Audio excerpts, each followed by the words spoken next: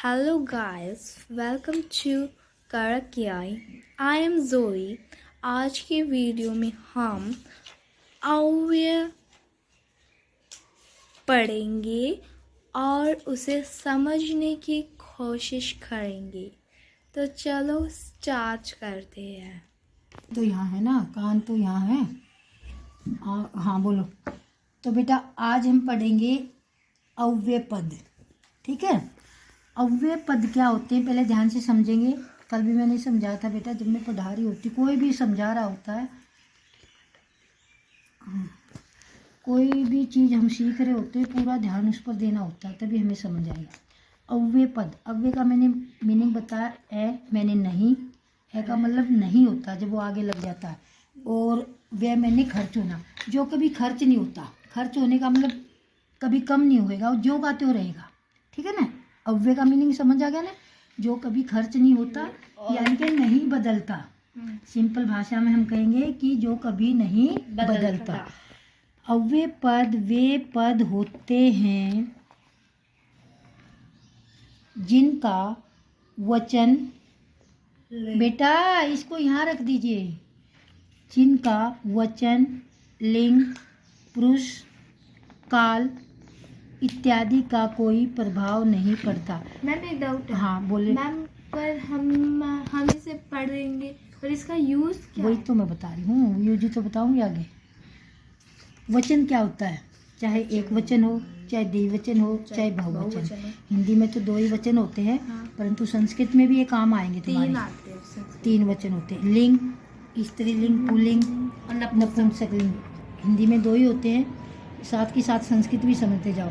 पुरुष, प्रथम पुरुष, मध्यम पुरुष और उत्तम पुरुष।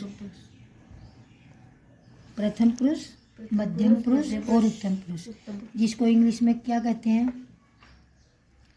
बोलो। First person, second person, third person. पढ़ा नहीं? फर्स्ट पर्सन कौन होता है, आई और वी। सेकंड पर्सन कौन होता है, यू। और थर्ड पर्सन कौन होता है, ही, सी, इट, नेम। समझ आ गया? तो हिंदी में क्या होंगे, प्रथम पुरुष, मध्यम पुरुष और उत्तम पुरुष। और काल, काल क्या होते हैं, काल भविष्य काल, वर्तमान काल और भूतकाल। यानी कि चाहे किसी भी काल का वाक्य हो, किसी भी पुरुष का हो, कोई भी लिंग हो और कोई भी वचन हो, वो वर्ड ज्यों का त्यों लगेगा, उसमें कोई चेंज नहीं होगा। समझ आ गया? क्या समझा, बोलना। वो जो भी वर्ड होगा उसे तो का जो का यूं ही। हाँ, चाहे वो किसी भी काल में प्रयोग करें, किसी भी पुरुष के लिए प्रयोग करें, किसी भी लिंग के लिए करें और किसी भी वचन के लिए करें, उसका मीनिंग चेंज नहीं होगा। जैसे हम वचन बदल देते हैं ना, पुस्तक पुस्तकें, ठीक है, विलोम कर देते हैं, जैसे आना जाना, परंतु वो कहीं चेंज नहीं होगा, वो हर जगह जो का त्यों लगेगा। अब कुछ अव्यय पद मैंने लिखे, जैसे अभी। अभी का तुम वचन बदल सकते हो, अभी को नहीं, इधर का वचन बदल सकते हो। उधर। उधर तो अपोजिट हो गया ना, इधर को वचन बदलो। मैम मेरे को थोड़ा थोड़ा समझ आ रहा है आप क्या हाँ, पढ़ाना है। तब एक ऐसे शब्द जो इनमें से कुछ भी ना बने। हाँ, नहीं, ये शब्द किसी के साथ भी प्रयोग करें, इनमें कोई अंतर नहीं आएगा, ये जो के तो लिखे जाएंगे, ना तो इनका वचन बदला जाएगा ना लिंग बदला। सही तरीके से बैठ जा। वे पद चाहे हम उनको किसी भी वाक्य में प्रयोग करें, चाहे स्त्रीलिंग के लिए प्रयोग करें, चाहे पुल्लिंग के लिए करें, चाहे नपुंसकलिंग के लिए करें, और चाहे एक वचन में, द्विवचन में, बहुवचन में, प्रथम पुरुष, सेकंड, मध्यम पुरुष, उत्तम पुरुष, या वर्तमान काल, भविष्य काल, भूतकाल, कहीं भी प्रयोग करें, तो वे सब जो के तो लिखे जाएंगे, उनमें कोई अंतर नहीं आएगा। समझ आ गए? ना तो इनके वचन बदले जाते, ना इनका लिंग बदला जाता, ना इनको पुरुष के आधार पर चेंज किया जा सकता, और ना ही इनको काल के आधार पर। समझ आ गया? जैसे मैं लिख रही हूँ, एक शब्द लिख रही हूँ, जैसे पहले हम वचन को ही लेते हैं, ठीक है। वचन क्या होता है, एक वचन और बहुवचन। अभी हम हिंदी में ही करते हैं, एक जैसे वचन एक और चीज का बहुवचन। दुगना करना। अब हम अभिया, हाँ इधर शब्द को प्रयोग करते हैं एक वचन के लिए। इधरी, रमा देखो, राम इधर देखो, राम राम इधर आओ। अब मैंने लिखा राम इधर आओ। राम क्या हमारा पुल्लिंग, ठीक है ना। अब हम इसको लिखें, दोबारा लिखें, रमा रमा इधर इधर आओ। स्त्रीलिंग स्त्रीलिंग है तो इस इधर में कोई चेंज आया? नहीं आना, ये जो का त्यों रहेगा ना। हाँ। वचन का लिंग का समझ आ गया। ये राम क्या है? पुल्लिंग। पुल्लिंग और रमा क्या है? स्त्रीलिंग। समझ आ गया। अब हम समझाएंगे वचन के आधार तो पर। मैम क्वेश्चन कैसे आते हैं पेपर में? क्वेश्चन ऐसे आते हैं जैसे इसने उस दिन वो पढ़ी थी ना कौवे वाली कहानी, संस्कृत में ना। ठीक है ना, उसके आधार पर, ठीक है ना। ऐसे आएंगे, जैसे में क्वेश्चन ऐसे आएगा, वीणा भी एक कव्य होता है। वीणा वीणा जैसे धन के काम नहीं चलता, तो यहाँ पर क्या आना चाहिए? बिना, है ना। जैसे हाथी, बिना तो है ही नहीं मैम ये उधर। लिख दिया मैंने। अच्छा, हाथी वीणा होता है, वीणा वीणा। हाँ, हाथी चलता है, बताओ। हाथी धीरे धीरे चलता है या तेज चलता है, ठीक है ना। धीरे तो है ही नहीं। लिख सकते हो धीरे धीरे, और भी लिख सकते हो, और भी बहुत सारे, ये तो मैंने कुछ एग्जाम्पल दिए हैं, ठीक हाथी इधर है। चलता है। और कुएं के डैश रहता है, पास अंदर रहता है। पास भी आ सकता है, मेंढक कुएं के पास रहता है या मेंढक कुएं के अंदर। पेड़ के डैश खरगोश बैठा है, बोलो यहाँ क्या आएगा? पेड़ के नीचे। हाँ, समझ, इस तरह के आएंगे बात। यस मैम, इसी तरीके। समझ आए? Yes ma'am. हिरन, मैम बस हमें मतलब कि फिल इन द ब्लैंक्स मतलब हाँ, दिए जाते हैं, हाँ। उन्हें भरने होते हैं। हिरन जंगल में घूम रहे हैं, बोलो। इधर उधर इधर उधर घूम रहे हैं। इनका कोई भी ये वर्ड किसी के लिए भी यूज करना, चाहे तुम भूतकाल में करो, चाहे वर्तमान में करो, चाहे भविष्य में करो, तो इनका कोई चेंज होएगा?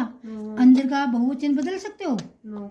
अंदरे, अंदरे, अंदरो नहीं हो सकता ना। हाँ। पास का बदल सकते हो? पासे, पासा, नहीं हो सकता। इसी प्रकार कब को कोई चेंज हो सकता है? कबो, तो कबे ये नहीं। अव्यय शब्द वे पद होते हैं जिनका वचन भी नहीं बदला जा सकता, लिंग भी नहीं बदला जा सकता, पुरुष के हिसाब से भी कुछ नहीं हो सकता उसको। ये नहीं कह सकते ये प्रथम पुरुष है, मध्यम पुरुष है, या उत्तम पुरुष है। ना ही काल, भूतकाल। जैसे तुम कुछ भी ऐसा वाक्य करो जो आज कर रहे हो, आज से पहले किया है, और जो आज के बाद करोगे। एक वाक्य बताओ ऐसा। बोलो। जैसे हम पहले, फर्स्ट फ्लोर को क्या बोलते हैं? ऊपरी मंजिल पर, पहले ऊपरी है, पहला माला।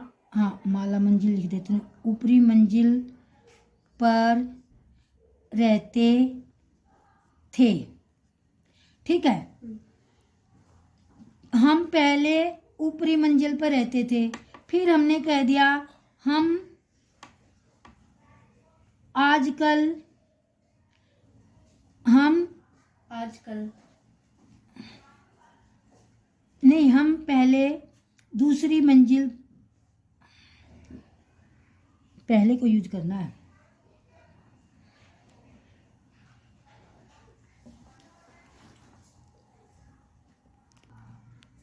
घूमने के लिए शिमला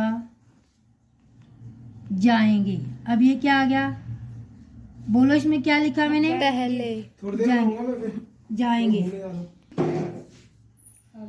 पहले घूमने के लिए शिमला जाएंगे। अब जाएंगे क्या दर्शा रहा है, जाएंगे भविष्य काल, और थे क्या दर्शा रहा था, पास्ट। पास्ट। तो दोनों ही जगह हमने क्या लिखा, पहले। तो पहले में कोई अंतर आया नहीं। इसी प्रकार कोई वर्तमान का वाक्य लिख सकते हो, तो वहां पहले की जगह पहले ही आएगा, कोई चेंज नहीं आएगा। ठीक है ना। Yes ma'am. हम्म। वर्तमान आज में लिखेंगे महीने का पहला दिन है। तो पहले में कोई अंतर आया भाई, नहीं आना। तो ये होते हैं हमारे अव्यय पद, जिनमें कोई चेंज नहीं आता।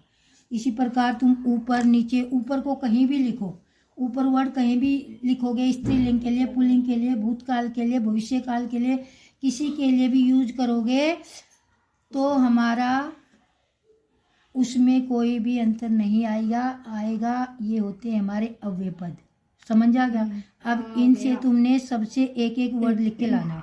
Okay ma'am. एक एक वर्ड यूज, एक एक वाक्य। अव्यय पद करके एक एक वाक्य लिख के लाना। और भी बहुत सारे होते हैं, मैंने तो बहुत कम लिखा मैम है। जैसे बहुत का बनाना, बहुत बनाओ। मैं बहुत थका हुआ हूँ। मैम मैं बहुत कमजोर हूँ। अब तुमने ये कहा मैं बहुत थका हुआ। मैं बहुत अब तुम भूखी कहना, मैं बहुत थका हुआ था। तुमने तो नहीं, हाँ मैं बहुत थका हुआ था। मैं बहुत भूखा हम था। कल घूमने जाएंगे, बहुत थक जाएंगे। ठीक है, किसी भी टेंस में बोलो, किसी मैम भी काल ये में भी हो बोलो। सकता है हाँ। मैं पहले बहुत मोटी थी परंतु अब मैं बहुत पतली हाँ, हो अब गई। एक और याद दिलवा दिया इसने, परंतु भी होता है। ठीक है ना, किंतु परंतु। ठीक है। अब मैंने जैसे इसने क्या बोला था अभी, बहुत का बोला था ना, मैं बहुत थका हुआ हूँ, हम बहुत थके हुए हैं, तुम बहुत थके हुए हैं। हम के साथ भी बहुत आया, हम के साथ भी बहुत आया, तुम के साथ भी बहुत आया। लड़कियां बहुत थकी हुई हैं, लड़के खेलते खेलते बहुत थक गए। कैसा भी वाक्य बनाओ तो बहुत में कोई चेंज नहीं आ रहा ना।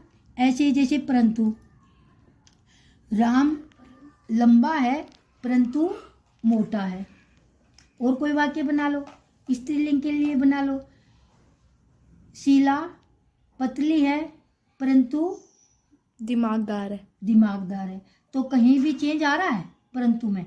तो ये वो शब्द होते हैं जिनका हम कहीं भी इस्तेमाल करें, वचन, लिंग, पुरुष, काल, किसी भी वाक्य में प्रयोग करें, इनमें कोई चेंज नहीं आता। इसीलिए इनका नाम होता है अव्यय। समझ आ गया। इनसे तुमने एक एक वाक्य बना के लाना है। हर चीज में जैसे वो मतलब और वर्तमान काल जब में बनाओगे उस वाक्य के नीचे ऐसे, उस शब्द के नीचे ऐसे अंडरलाइन कर दो। समझ आ गया। और कोई पूछना है? No ma'am. समझ आ गया। मैम ये तो आपने बहुत अच्छा सिखा दिया, पेपर में आएगा ना तो अब आप इजीली कराएंगे। हाँ, ऐसे संस्कृत के होते हैं। संस्कृत में अभी की जगह क्या हो जाएगा, अधुना। इधर का क्या हो जाएगा, इत है। कब का क्या हो जाएगा, कदा। जब का क्या हो जाएगा, यदा।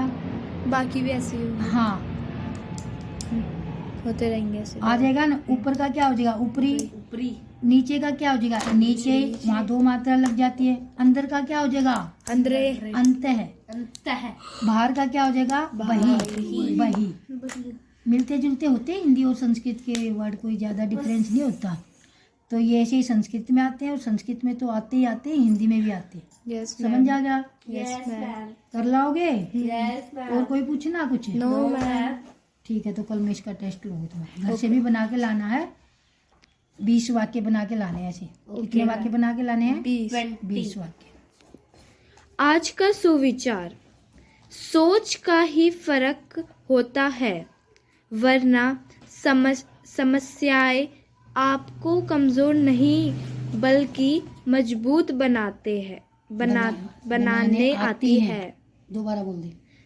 सोच का ही फर्क होता है, वरना समस्याएं आपको कमजोर नहीं बल्कि मजबूत बनाने आती है।